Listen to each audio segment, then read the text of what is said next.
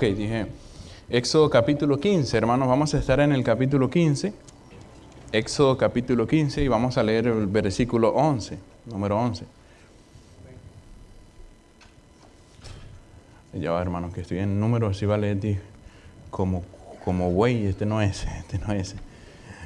Éxodo capítulo 15, versículo 11. Muy bien. Como sea ahí, vamos a leer. Usted sígame con su vista, hermanos. Ahí en el texto, Éxodo capítulo 11 dice así. ¿Está ahí, hermano? Amén. Dice, ¿quién como tú, oh Jehová, entre los dioses? ¿Quién como tú, magnífico en santidad, terrible en maravillosas hazañas, hacedor de prodigios? Vamos a orar. Padre, te damos gracias en esta mañana, una vez más, tarde por ese tiempo. Gracias, Señor, por su palabra, Señor. Gracias, mi Dios, por revelarse a nosotros. A través de ella podemos conocerle. Podemos, Señor, aprender quién eres, aprender y conocer sobre la obra que usted ha hecho para redimirnos, para rescatarnos, Señor. Y sobre el amor con que nos has amado, Dios. Ayúdenos a amarle, Señor, más, conocerle más. Y que podamos, Señor, a través del mensaje en el día de hoy, ser retados a vivir, Señor, una vida que le honre, que le glorifique, Señor. En el precioso nombre de Cristo. Amén y amén. Muy bien, hermanos, en esta ocasión vamos a conocer uno de los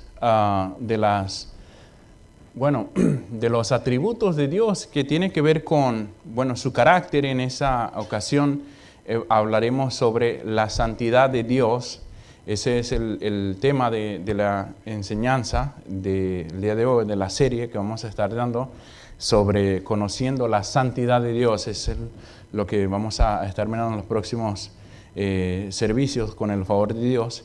Y esto va a ser el primero de esa serie, aquí sobre la santidad de Dios. Vemos en el texto, dice Moisés aquí escribiendo, ¿quién como tú, oh Jehová, entre los dioses? ¿Quién como tú, magnífico en santidad, terrible en maravillosas hazañas, hacedor de prodigios? Hermanos, los eventos que están descritos aquí en ese pasaje de la Escritura tuvieron lugar en el Sinaí.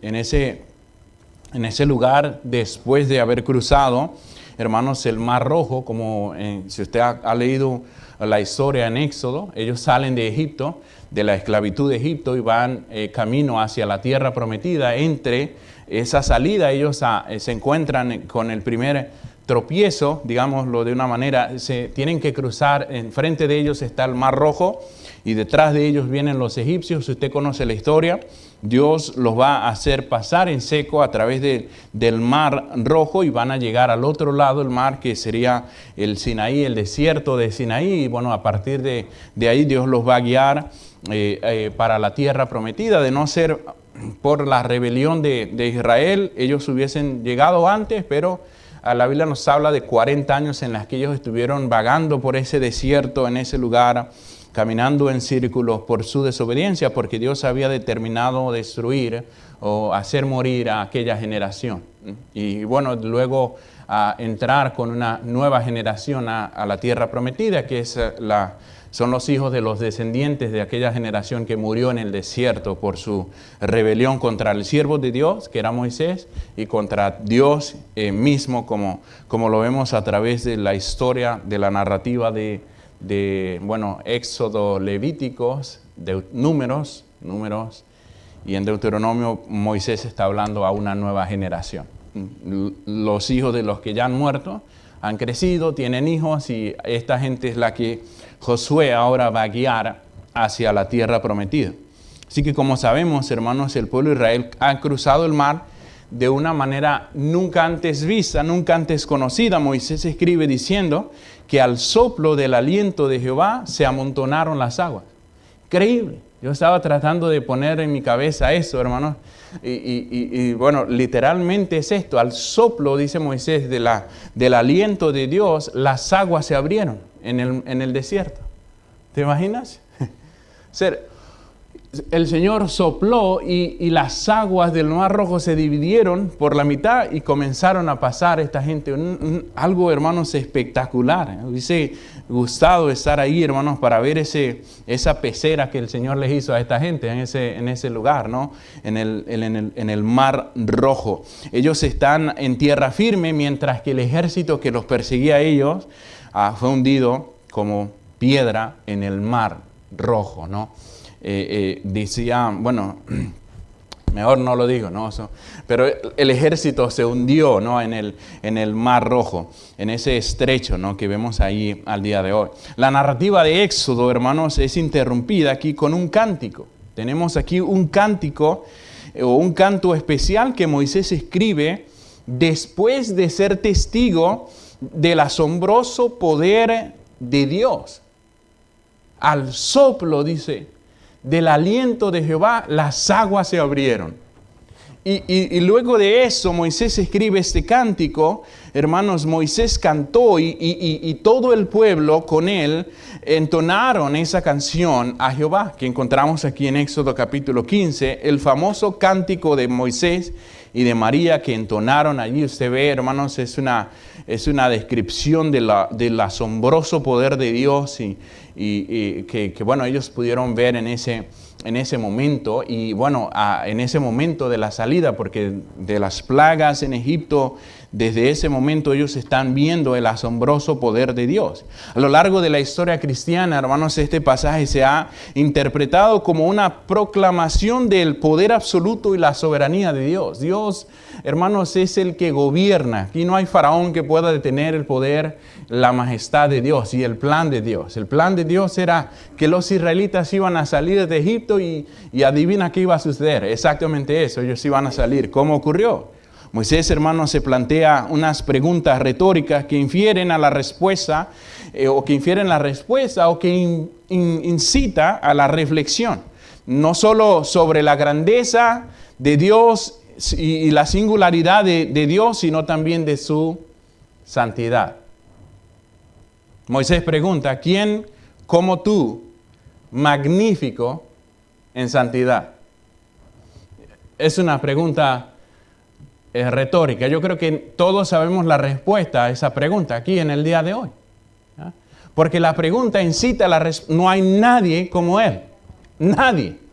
Absolutamente nadie. Ana, la madre del profeta Samuel, en su cántico también pareciera que nos ayuda a responder esa pregunta. Ella dice aquí en Primera de Samuel capítulo 2 versículo 2, dice, no hay santo como Jehová, porque no hay ninguno fuera de ti y no hay refugio como el Dios nuestro. Como el Dios nuestro, dice, no hay santo como Jehová. Dios es, hermanos, Jehová de los ejércitos es santo. El escrito Moisés, pero ¿quién como él? Ana dice, nadie como él. Moisés pregunta, ¿quién como Dios? Ana dice, no hay como él. Durante ese tiempo, hermanos, nos vamos a enfocar nosotros aquí en conocer el carácter de Dios y cómo usted ya pudo darse cuenta, lo he mencionado. Vamos a iniciar con uno de los temas más centrales en toda la Biblia que tiene que ver con su carácter. Me refiero a la santidad de Dios. Mucho se conoce acerca del amor de Dios, hermanos, y cuánto se ignora la santidad de Dios a veces. ¿Bien?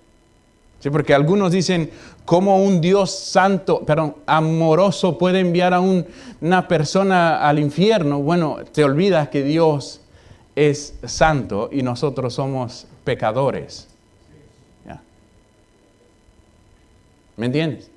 Por eso es que eso es importante, hermanos. Ahora bien, antes de entrar en los puntos que quiero destacar, hermano, en el texto, vamos a entender la definición bíblica y teológica de ese atributo de Dios, hermanos, tan incomprensible incluso por algunos creyentes. Vamos a ver, hermanos, esa definición bíblica y teológica que vemos en las Escrituras. ¿Qué dice la Biblia sobre eso? Hermanos, en la palabra de Dios, la santidad es la expresión máxima de la naturaleza de Dios. Y la más importante e inigualable de sus cualidades. ¿Ya?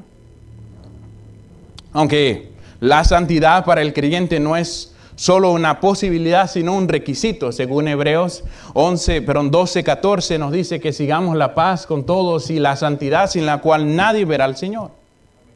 Como un requisito, ¿no? De hecho, usted seguramente estará pensando en el texto que dice, sed santos porque yo soy santo, ¿no? La gran diferencia, hermanos, entre Dios y nosotros es que Él por naturaleza es santo, mientras que nosotros, por otra parte, solo llegamos a ser santos cuando estamos en Cristo. De otra manera es imposible, hermanos, no es difícil, es imposible que nosotros podamos, hermanos, llegar a ser sin pecado. ¿Me entiendes? En Cristo eso, hermanos, llega a ser posible. Cristo nos justifica, nos perdona, nos limpia de nuestros pecados. Eso es lo que la Escritura enseña.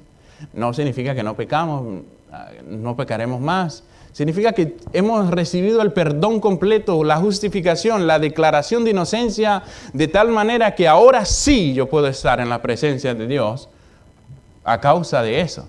¿Me entiendes? Y eso lo veíamos el día jueves cuando hablamos acerca del velo en el templo, ¿no? En el tabernáculo, que nos enseña un poco sobre esas cosas. Así que solo llegamos a ser santos cuando estamos en Cristo. Y hermanos, si vamos desarrollando y creciendo en santidad práctica, lo que se conoce como la santificación del creyente, que va en la medida en que va avanzando, va madurando espiritualmente y creciendo en el conocimiento de Dios, en el desarrollo hacia la madurez espiritual del creyente. La santidad de Dios, hermanos, es su grandeza inherente y absoluta que lo hace perfectamente inconfundible por encima de todo lo que hay, hermanos, fuera de Él mismo, y está separada del pecado de un modo absolutamente moral. No hay pecado en Él, en Dios. No hay imperfección en Dios. Dios es santo. Y esa definición, hermanos, se centra en el concepto de la separación inicial en los términos que la Biblia usa, tanto en hebreo como en griego, para la palabra santo. La palabra hebrea para santo es kadosh. Cada vez que usted vea la palabra santo en el Antiguo Testamento, viene de esa expresión, de la palabra hebrea kadosh. Y en griego la palabra es aios. Aios. En términos simples, hermanos, santidad implica la idea sencilla de separación o apartamiento. No apartamento, apartamiento. ¿Sí? Es decir, la idea de estar separados del pecado y apartados para Dios. Esa es la idea que nos enseña la Escritura sobre la santidad.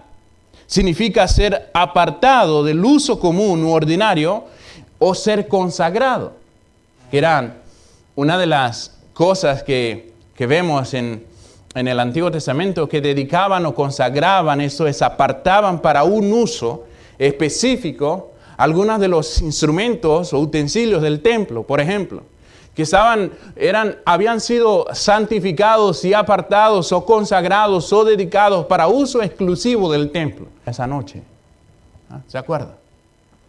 ¿Sí? De Darío, aquel hombre que usó los utensilios del templo para emborracharse en su fiesta, y Dios apareció, la mano empezó a escribir, mene, mene, tekel uparsin, ¿no?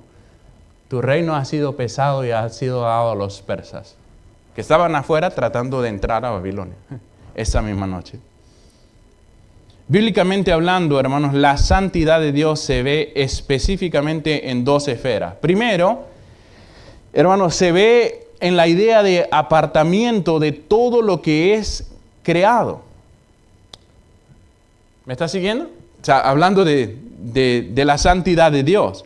Hablamos de una santidad, hermanos, de trascendencia majestuosa, exclusiva de Dios. Solo Él es así. Solo Dios, hermanos, es majestuosamente santo. Eso es lo que la pregunta en la canción de Moisés infiere. Él dice, ¿quién como tú, magnífico en santidad, terrible en maravillosas hazañas, hacedor de prodigios? Él es único en eso, hermano. En santidad, no hay nadie como Él. No hay santo, como dijo Ana. como Jehová. En segundo lugar, y es el más común, hermanos, es la separación de Dios de todo lo que es estrictamente o éticamente inmoral. Dios está apartado de todo lo que es éticamente inmoral, impuro y pecaminoso. No hay pecado en Él. ¿Me entiendes? Y Dios está apartado del pecado. Dios, hermanos, no puede cohabitar. Y bueno, aprendíamos el día jueves con lo del tabernáculo, que Dios quiere morar entre su pueblo y quiere tener una relación con su pueblo, pero las condiciones que Él va a dar nos va a enseñar una cosa, es que Dios es santo, y por eso hay un lugar, en ese tabernáculo llamado el lugar santísimo, que estaba separado por unos velos. Hay un velo en el templo que separaba el lugar santo del lugar santísimo, porque detrás de ese velo estaba la persona de Dios, la presencia de Dios, y Él es santísimo. Y para poder llegar ahí no podía llegar cualquier persona una vez al año, un solo hombre, siguiendo las instrucciones que incluían vestirse de una vestidura sacerdotal, hacer un ritual en el que se ponía calzoncillos blancos como lana, vestidos blancos como lana, y antes de ponerse eso tenía que bañarse para limpiarse, purificarse, porque iba a entrar a la presencia de Dios. Y nadie más podía hacer eso. ¿Por qué eso, pastor? Porque Dios está apartado del pecado. ¿Entiendes? Por eso es que necesitamos a Cristo para poder llegar a estar donde Dios está. Porque Dios es santo y yo soy un pecador. Sin Cristo, perdido rumbo al infierno, justamente soy un pecador. Lo merezco. ¿Ya? Dios está apartado de eso. Todo lo que es éticamente inmoral, impuro y pecaminoso. Hablamos de una santidad de pureza moral, y a esa santidad, hermanos, moral y pureza moral es la que somos llamados nosotros los creyentes. ¿Entiendes? A esa. Nosotros no vamos a llegar a ser, hermanos, porque Dios es magnífico en santidad. No hay otro como Él fuera de esta esfera, ¿no? Y nosotros podemos llegar a ser, hermanos, moralmente puros en Cristo, en la medida en que nosotros, obedeciendo su palabra, nos apartamos del pecado y nos apartamos para Dios. Por eso dice la Escritura, sino como aquel que os llamó es santo, dice, sed también vosotros, los creyentes, santos en algunas cosas en tu vida.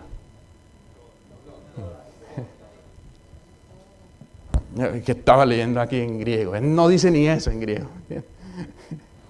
Dice, sed también vosotros santos en toda vuestra manera de vivir, porque escrito está, sed santos, porque yo soy santo. A esa santidad, hermanos, es la que somos llamados los creyentes. Los cristianos, aquellos que hemos sido salvos por Cristo, a través de Cristo y solo por medio de Cristo. Y ambas ideas, hermanos, de trascendencia y pureza moral están incluidas en Isaías capítulo 6, versículo del 1 al 5. Lo leíamos esta mañana en el estudio de esta mañana.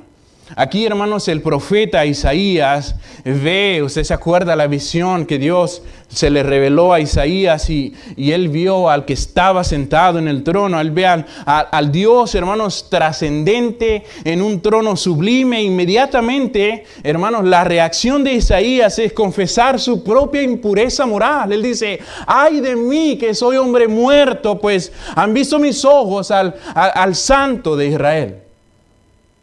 Siendo hombre de labios inmundos, he visto a Dios. Entonces, hermanos, la santidad majestuosa de Dios alude a que Dios es inherentemente grande y se opone a toda transigencia de su carácter. Y por tanto, hermanos, es distinto a todas sus criaturas en majestad infinita de un modo trascendental. Dios es único en majestad. Isaías vio eso y tuvo miedo, porque él era un pecador. Y Dios es magnífico en santidad. Aparte, veo unos ángeles que se cubrían, con 2 alas volaban, con 2 cubrían sus rostros, con 2 cubrían sus pies y cantaban: Santo, Santo, Santo, Jehová de los ejércitos, toda la tierra está llena de su... ¿Te imaginas? Me derrito del horror de ver eso, ¿no? Ahí, por eso Isaías dice: estoy muerto. ¿Sí está siguiendo, mi hermano? Porque parece que Isaías tuvo miedo allí, hermanos, en ese momento. Por eso, hermanos, ¿quién como Él? ¿Quién como tú, magnífico en santidad? Nadie como Él.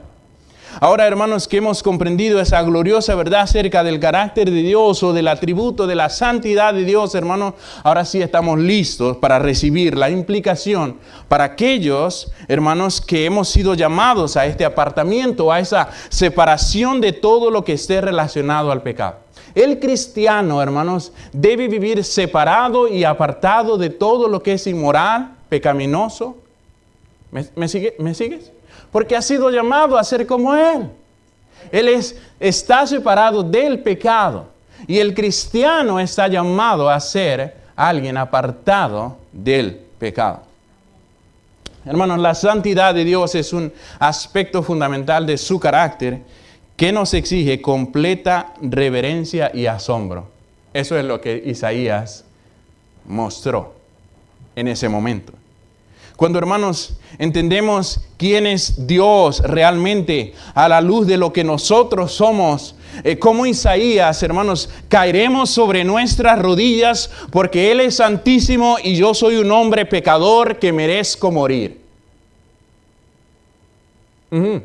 Cuando entendemos quién es Dios realmente a la luz de lo que soy yo digo como Isaías: ay de mí que soy hombre muerto. Y esa, hermanos, sería una respuesta coherente de nuestra parte hacia un Dios así. Esa fue, hermanos, la respuesta que el apóstol Pedro dio al conocer la persona y el poder, hermanos, y la persona que hablaba con él en ese momento enigmático cuando están en el lago, que el Señor les pide que boguen otra vez allí y le dice que tire la red de ese lado, y cuando saca las redes de muchos peces, las barcas se hundían. Dice el texto: viendo esto, Simón Pedro cayó de rodillas ante Jesús diciendo: apártate de mí, Señor, porque soy un hombre pecador. Y dice eso porque por la pesca que habían hecho, el temor se había apoderado de él y de todos los que estaban con él. Y lo que estoy tratando de decir en esa mañana, hermanos, es que la santidad de Dios es digna de nuestra alabanza y nuestra adoración. Hermanos, la adoración es una rendición total a Dios. Eso es adoración. ¿Me entienden? Usted no solo adora a Dios cuando cantas a Dios. No, usted adora realmente a Dios cuando usted se rinde a su Dios. Cuando usted está plenamente rendido a su Dios. Una expresión, hermanos, profunda de alabanza que va más allá de cánticos, más allá de declaraciones, más allá de palabras, siendo sobre todo una vida de obediencia a los propósitos y a la palabra de Dios. Eso es adoración. Cuando Pedro y los demás que estaban con él, hermanos, entre ellos nos dice la Escritura, Juan y Jacobo, los hijos de Zebedeo, que también eran pescadores, cuando ellos conocieron a Cristo y su llamado, la Biblia nos dice que enseguida, eso es, inmediatamente después, dejándolo todo, le siguieron. Eso es adoración. De manera que nosotros estaremos adorando a Dios cuando, hermanos, Dios nos dice algo y enseguida, en obediencia al Señor, dejamos todo por seguirle y servirle a nuestro Dios. En Éxodo 15, hermanos, Moisés y los israelitas del otro lado del mar alaban y exaltan la santidad de Dios después de conocer su poder asombroso, reconociendo que Él es inigualable en grandeza. Es curioso porque después de aquí están adorando al becerro de oro. Curioso. Bien. Los que estaban cantando aquí, salvo Moisés y Josué, que se quedó a la mitad del monte. ¿No? Siempre estaba con Moisés. La santidad de Dios, hermanos, merece nuestra rendición total. ¿Ya? ¿Por qué? Porque es el reflejo de su gloria infinita y porque, hermanos, para que podamos experimentar plenamente el propósito para el cual fuimos creados. Para, hermanos, eso es, caer de rodillas delante de Dios. El problema con muchos de nosotros, muy light, muy ligera, muy... ¿Me entiendes? Sí. Que vivimos como si Dios no fuera lo que Él es. O si lo vieras un día. O si le conocieras realmente, hermanos, tu vida sería diferente porque conoces a Dios. Y no hay nadie, vamos a ver eso ahora, que hermanos haya conocido, haya pasado tiempo con Dios y conocido a Dios y salga de ese cuarto, de esa escuela, siguiendo o siendo la misma persona que era. Nadie así.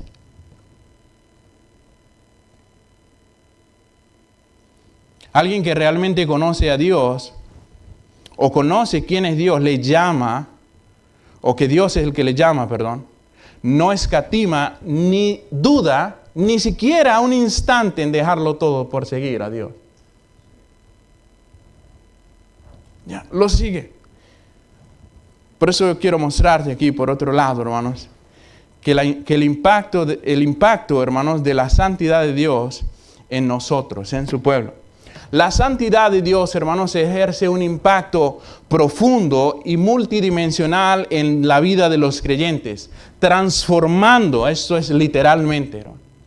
Transformando es algo, no es metafórico, o sea, es algo literal. Dios quiere transformar nuestra vida, no solo nuestra posición espiritual, sino también nuestra conducta diaria. Llegamos a ser nuevas criaturas. Que eso es lo que es un creyente. En su libro, hermanos, 100 preguntas sobre Dios, un hombre, Juan Valdés, dice que la santidad divina constituye el fundamento de las exigencias morales que Dios establece para los hombres.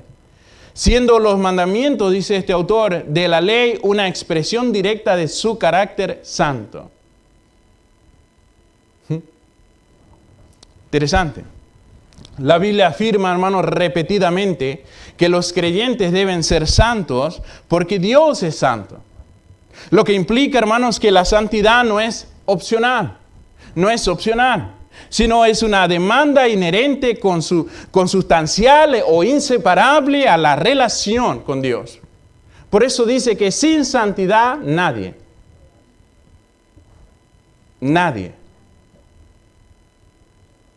verá al Señor. Nadie.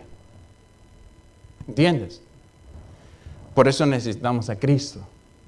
Porque Él puede hacernos, hermanos, santos, sin mancha ante Dios. ¿Ya? Eso es. Cada vez que pienso eso, hermanos, me descuajo porque yo soy un pecador. Dios en Cristo me ha limpiado, me ha justificado, me ha declarado inocente. Yo no soy inocente. Pero en Cristo, delante de Dios, soy inocente de haber pecado. ¿Me entiendes? Porque Cristo, nuestra vida, hermanos, en la cruz del Calvario derramó su sangre y se ofreció a sí mismo para redimirnos de nuestros pecados. Él cargó nuestros pecados en el madero y pagó por nuestros pecados y ahora nos ofrece su justicia. De la misma manera que Él cargó mis pecados, ahora yo cargo su justicia. No es mi justicia, es su justicia. Haz esto, porque yo, Jehová, santos, porque yo soy santo, así que no os contaminéis vuestras personas con ningún animal que se arrastre sobre la tierra, porque yo soy Jehová que os hago subir de la tierra de Egipto para ser vuestro Dios. Seréis pues santos, porque yo soy santo. Y como mencionaba al principio, hermanos, la Biblia nos dice que sin santidad nadie verá al Señor. Dios fue claro. En el tabernáculo Dios estaba en el lugar santísimo. En el tabernáculo había un lugar llamado lugar santo en el que estaban los sacerdotes. Estos sacerdotes no eran cualquier persona, eran los descendientes, las personas que Dios había determinado que iban a hacer. Para que ellos estuvieran ahí había un ritual de santificación que ellos debían hacer para estar en el santuario. ¿Entiendes? Tenían que tener las manos limpias, el corazón puro. ¿Ya? Eso era ritual. ¿Entiendes? Porque ellos no eran así, pero había un proceso que los ceremonialmente lo hacían. Capaces de estar ahí. Nadie más podía estar ahí. ¿Me entiendes? Gracias a Dios eso no es como funciona el día de hoy. Ahora usted cree en Cristo y ¡fuf! Gloria a Dios, usted es santificado. ¿Ya? Así que hermanos, en la Biblia, hermanos, se nos dice que sin santidad, y eso, hermanos, ese proceso nos enseña eso. Yo no puedo acercarme a Dios sin santidad, no puedo. No puedo tener una relación con Él viviendo en pecado, no puedo. No puedo tener una relación con Dios y decir, yo oro y Dios me escucha y tengo en el mismo tiempo en el que yo vivo apartado de Él, de Dios y apegado al pecado o no separado del pecado. ¿Me está siguiendo? Así que lo que, hermanos, nos enseña, o esto, hermanos, nos constituye un problema serio para nosotros, para la humanidad, ya que ninguno de nosotros puede alcanzar la santidad perfecta necesaria para acercarse a Dios. Por eso Dios ofreció a su Hijo Jesucristo a morir en la cruz porque no había un solo hombre que pudiera hacer eso. ¿Me entiendes? Y a través de su Hijo Jesucristo, el Cordero de Dios quita el pecado del mundo. Ahora todos los que creen en Él son salvos. ¿Me entiendes? Así que gracias a Dios, hermanos, por eso. Porque, hermanos, ese problema ha sido resuelto, pues Dios proveyó una solución. Por eso, como dijo Pablo, más gracias, mirnos de toda iniquidad. Gracias a Dios. Que Él se proveyó del Cordero que, hermanos, como dijo Juan, aquí el Cordero de Dios que quita el pecado del mundo. El Señor Jesucristo. El día, hermanos, en que fuimos salvos, ese día fuimos santificados. Mira lo que dice Hebreos capítulo 10, versículo 10. Dice, en esa voluntad somos santificados mediante la ofrenda del cuerpo de Jesucristo, hecha una vez para siempre. Y ciertamente todo sacerdote, día tras día, ministrando y ofreciendo muchas veces por los mismos sacrificios que nunca pueden quitar los pecados. Pero Cristo, habiendo ofrecido una vez para siempre un solo sacrificio por los pecados, se ha sentado a la diestra de Dios, de ahí en adelante esperando a que sus enemigos sean puestos por estrado de sus pies, porque con una sola ofrenda, Cristo hizo perfectos por un año, para siempre, a los santificados. ¿No es maravilloso eso? Dije un año porque un año duraba el ritual de la ceremonia de la expiación, en el que año tras año el sumo sacerdote iba a entrar allá, se celebraba la fiesta de la expiación. ¿Entiendes? No, Cristo con su ofrenda hizo perfecto para siempre a los santificados, a los que hemos creído en Cristo Jesús.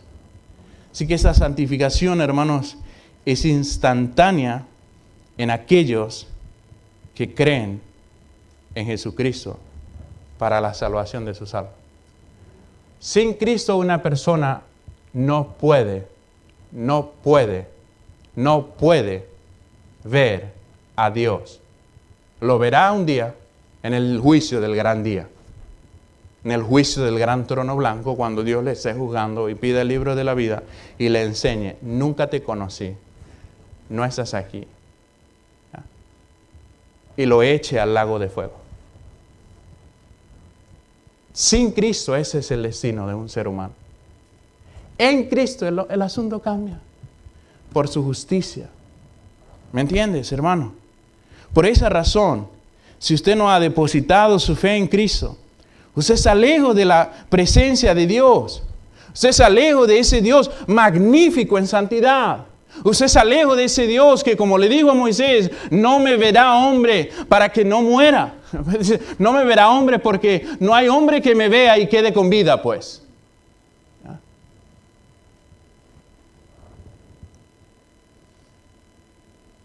Así que necesitamos depositar nuestra fe en Cristo para que ese Dios magnífico en santidad no me consuma y no me derrita y termine en el infierno que me merezco por haber pecado contra Él. Y por supuesto, hermanos, aquellos que somos creyentes, debemos entender, hermanos, que esta santidad otorgada cuando creímos en Él, escucha, no en ninguna manera, no en absoluto, anula la responsabilidad que tenemos de vivir apartados para Él. No. Sí, hemos sido santificados para siempre en Él, amado, pero tenemos una responsabilidad de apartarnos del pecado, separarnos del pecado, vivir una vida santa, no para ser salvo, no para llegar a conocer, a poder ver a Dios, no. Ya yo he sido santificado, ya yo he sido salvo, pero voy a ser como mi Dios es, separado del pecado, porque eso es lo que dice la palabra. ¿Sí, hermano? ¿Has leído eso? Sí. Lo veo como... ¿Viene? Sí, porque... O sea, pensamos que ya no tengo responsabilidad, pues. Y yo puedo vivir como quiero, tan cerca del pecado como quiera, y no pasa nada. No, sí pasa. Sí pasa. Aparte de que trae consecuencias terribles en nuestras vidas que después nos vamos a lamentar, como Lot, que perdió a su esposa, perdió a sus hijos. Sus hijas tienen relación con él porque eso es lo que aprendieron allá, donde vivían. Y termina siendo un ejemplo de un cristiano carnal.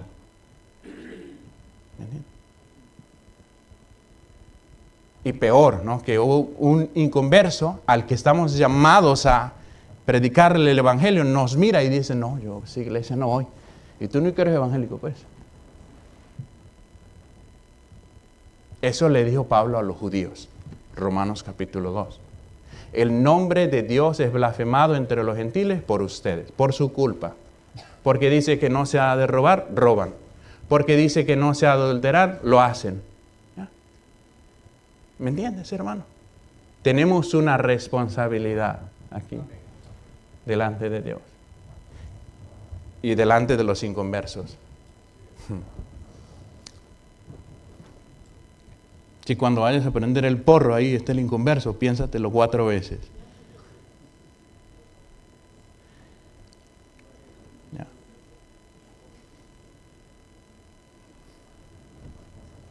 Creyente, hermanos, es santo ante Dios en Cristo, pero debe cultivar la santidad en el poder de Cristo.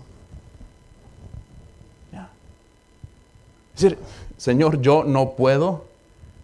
Lord, I need you. Necesito su poder, Señor, ayúdeme. Porque hay pecados, hay cosas, hermanos, en las cuales vicios, en los que estamos atrapados y amarrados con un cepo allá. El Señor nos ha hecho libres, pero hermanos, estamos tan habituados a eso que vez tras vez, cuando suena el látigo de la tentación sobre ese pecado, y caemos de rodillas sobre eso. Necesitamos a Dios para salir de ahí. Y gracias a Dios no estamos solos para pelear esas peleas, pero lo necesitamos. De la santidad de Dios, hermanos, aprendemos la distinción que hay entre nosotros. Él es puro, justo, único en santidad, pero también, hermanos, aprendemos a reflejar eso. La vida, hermanos, de Moisés, por ejemplo, que encontró la santidad de Dios en la zarza ardiente, ¿te acuerdas? Dice, voy a ver qué es eso, porque hermano, está en el desierto, las zarzas siempre se prenden. Lo que lo llamó la atención de esta zarza es que no se apagaba, no se consumía. Y a ver, qué raro es esto. Cuando se acercó, le dijeron, quita la sandalia de tus pies, porque el lugar en el que estás, santo es. ¿Usted se imagina? Me derrito, hermano. O sea, algo corriendo. Conoce a Dios, permanece en sus vicios, en sus pecados, en sus malos hábitos carnales y pecaminosos. Ese es el glorioso impacto que tiene la santidad sobre los creyentes. De manera que si yo, siendo un creyente, sigo viviendo en el pecado, yo no he sido consumido por eso. ¿Me entienden? Es decir, impactado, impresionado con la santidad de Dios y a la que yo estoy llamado a vivir. Como pueblo santo de Dios, hermanos, estamos llamados a perseguir la justicia, dice la Escritura, huir de la fornicación, y que persigamos la justicia, el amor, la pureza. Seamos como Él, santos, reflejar su santidad, nuestros pensamientos, nuestras palabras, nuestras acciones. La pregunta para reflexionar es, hermanos, ¿estamos siendo impactados por esa magnífica santidad de Dios que impactó a tantos hombres en la Biblia?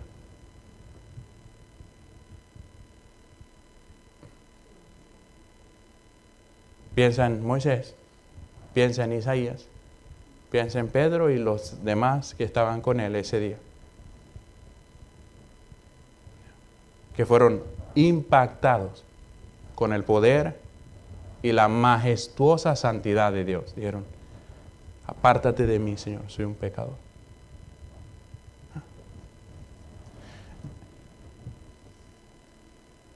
¿Estamos siendo impactados, hermanos, por eso? ¿O solamente hablo de ella como si fuera una cosa muy ligera? Dios es santo, Dios es santo, Dios es santo. Pero no tenemos la santidad de Dios en nuestro corazón. Es decir, no practicamos su santidad. Pero decimos, Dios es santo, Dios es santo. Isaías, al verlo sentado en aquel trono majestuoso, alto y sublime, y al ver por encima de él serafines que entonaban ese canto, santo, santo, santo, Jehová de los ejércitos. Yo no sé si el canto que cantaban era ese que cantamos, ¿sabes? En la iglesia. ¿No? Santo, santo, santo, Señor omnipotente, siempre labio mío lores te dará. Santo, santo. Yo no sé qué estaba escuchando Isaías, el canto, pero lo que los ángeles cantaban era eso. Santo, santo, santo, Jehová de los ejércitos. Y con temor dijo, ay de mí que soy hombre muerto. Después de eso, hermanos, el mismo Señor le dijo, él mismo le dijo al Señor, heme aquí y envíame a mí. ¿Sabe qué significó eso? Lo que estoy tratando de decir en el día de hoy está en nuestras vidas de tal modo que le digo, Señor, aquí estoy, ¿qué quieres que haga? ¿Quieres que viva así? Así, no sé cómo, ayúdame, Señor. ¿Quieres que te sirva? Te voy a servir. ¿Quieres que te siga? Lo dejo todo, te voy a seguir. ¿Me entiendes? Eso. Tocando sobre él, dice, o con él, mi boca dijo, he aquí he tocado tus labios y he quitado tu culpa y limpio tu pecado. Eso es lo que Cristo ha hecho en nosotros. Ha quitado nuestra culpa, clavó lo que nos atestaba contra nosotros diciendo es culpable, merece morir. Cristo clavó esa ley en la cruz y nos quitó nuestros pecados, quitó nuestra culpa. Ahora somos limpios. Pero algunos no le hemos dicho al Señor, heme aquí, Señor. así voy a vivir, o heme aquí, Señor, así. ¿Quieres que te sirva? Amén. Envíame a mí. Eso fue lo que Él hizo. ¿Entiendes? Así que para terminar, hermano, yo me pregunto, no sé nuestra conciencia de pecado y no cree, que no, esto como que no, es porque su comprensión acerca de Dios no está bien. Él piensa que Dios le ama tal cual es. Sí, él piensa eso. Y sí, y Dios le ama. ¿Entiendes? Pero no le ama tal cual es. Dios le ama a pesar de lo que es. ¿Ya? Y dio su Hijo Jesucristo para abrir un camino que Él pueda ser salvo, pero Dios le dice, cree y arrepiéntete. El gozo magnífico, inigualable de Dios, así como su santidad, para que escúchame, hermano creyente, finalmente seamos transformados y rendidos completamente para hacer su voluntad. Que el Señor nos ayude, hermano. ¿Ya? Porque parece que Dios siguiera preguntando, ¿a quién enviaré?